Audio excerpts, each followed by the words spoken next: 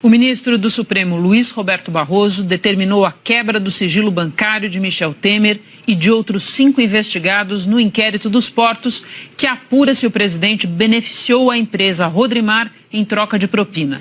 A quebra de sigilo foi revelada hoje no site da revista Veja.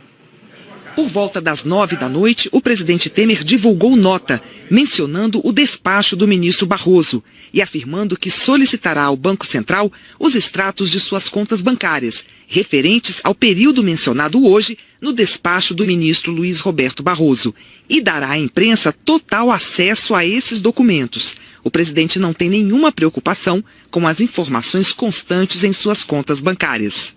Pouco mais cedo, o site da revista Veja publicou que o sigilo bancário do presidente Temer foi quebrado por ordem do ministro do Supremo Tribunal Federal, Luiz Roberto Barroso, que também autorizou a quebra do sigilo de outros investigados no inquérito dos portos, Rodrigo da Rocha Loures, que foi flagrado com uma mala de R$500 mil, e os executivos da Rodrimar, empresa do setor de portos, Antônio Celso Greco e Ricardo Mesquita.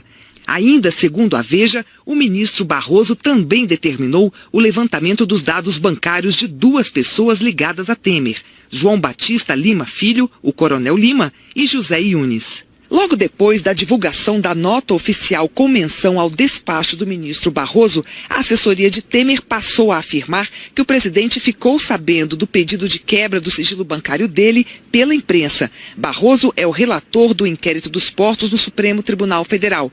O inquérito investiga se Temer beneficiou a empresa Rodrimar em troca de propina, com a edição de um decreto prorrogando contratos de concessão no Porto de Santos.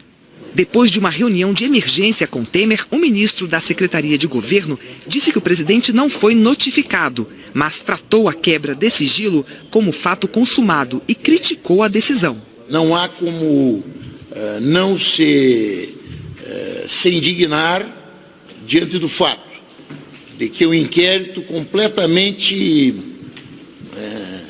fraco e onde inexistem sequer indícios de qualquer ilícito, resulte numa decisão dessas que, sendo tomada em relação ao presidente da República, revela uma falta de cautela que nos estranha nesse momento. Esse inquérito é como a investigação de um assassinato de alguém que não morreu. O decreto dos portos não beneficia a Rodrimar. E assim mesmo se estabelece uma celeuma desse tamanho e que resulta numa medida que traz, sim, indignação e até constrangimento ao presidente.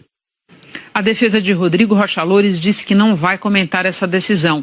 Nós aguardamos resposta do advogado de Antônio Celso Greco e Ricardo Mesquita. E não conseguimos contato com os advogados de João Batista Lima Filho, o Coronel Lima, e de José Yunes.